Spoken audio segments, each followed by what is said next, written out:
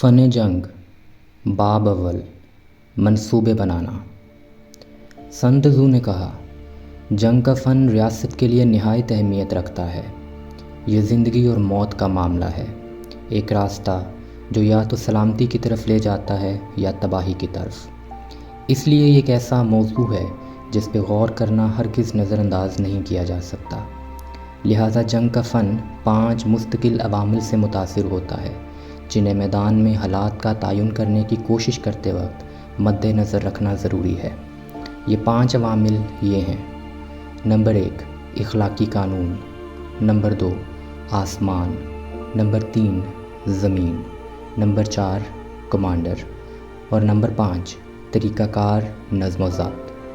اخلاقی قانون لوگوں کو اپنے حکمران کے ساتھ مکمل ہم آہنگی میں رکھتا ہے تاکہ وہ اپنی جانوں کی پرواہ کیے بغیر اس کی پیروی کریں اور کسی بھی خطرے سے بے خوف رہیں۔ آسمان رات دن، سردی اور گرمی، وقت اور موسم کی علامت ہے۔ زمین دوریوں پر مشتمل ہے، بڑی اور چھوٹی، خطرے اور تحفظ، کھلی زمین اور تنگ گزار راہیں، زندگی اور موت کے حالات۔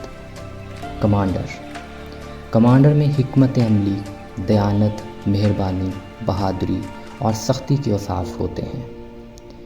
طریقہ اور نظم و ضبط طریقہ اور نظم و ضبط سے مراد فوج کی مناسب ذیلی تقسیم میں ترتیب، افسران کے درمیان رینک کی درجہ بندی، وہ راستے جو سامان کی فراہمی کے لیے فوج تک پہنچتے ہیں اور فوجی اخراجات کا کنٹرول ہے۔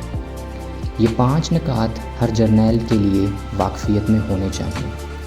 جو انہیں جانتا ہے وہ کامیاب ہوگا، جو انہیں نہیں جانتا وہ ناکام ہوگا۔ اس لیے اپنے غور و فکر میں جب فوجی حالات کا تعین کرنے کی کوشش کریں تو انہیں موازنہ کرنے کی بنیاد بنائیں، جس طرح دونوں حکمرانوں میں سے کون اخلاقی قانون سے متاثر ہے، دونوں جرنیلوں میں سے کس میں زیادہ صلاحیت ہے، آسمان اور زمین سے فوائد کس کے پاس ہیں، کس جانب نظم و ضبط سب سے زیادہ سختی سے نافذ کیا گیا ہے، کون سی فوج زیادہ طاقتور ہے، کس فوج کی جانب افسر اور سپاہی زیادہ تربیت یافتہ ہیں، کس فوج میں انعام اور سزا دونوں میں زیادہ استقامت ہے۔ ان 7 نکات کی بنیاد پر فتح اور شکست کی پیش گوئی کر سکتا ہوں۔ ان کے ذریعے فتح یا شکست کی صورتحال کا اندازہ لگایا جا سکتا ہے۔ جو جرنیل میرے مشورے کو سنتا ہے، اس پہ عمل کرتا ہے، وہ فتح پائے گا۔ ایسے ہی شخص کو کمان میں رکھا جائے۔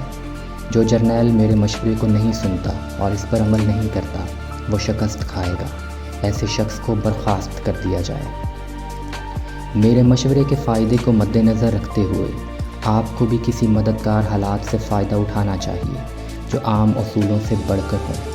حالات کو موقع کے مطابق اپنے منصوبوں میں تبدیلی لانی چاہیے۔ اس لیے جب حملہ کرنے کی طاقت ہو تو ایسے دکھنا چاہیے جیسے ہم حملہ کرنے کی استطاعت نہیں رکھتے۔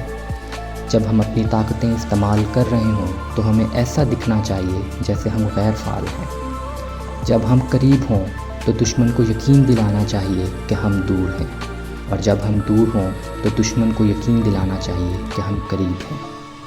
دشمن کو پھانسنے کے لیے لالچ میں رکھیں، غیر یقینی حالات کا مظاہرہ کریں۔ اگر وہ ہر جانب سے محفوظ ہے تو اس کے لیے تیار رہیں۔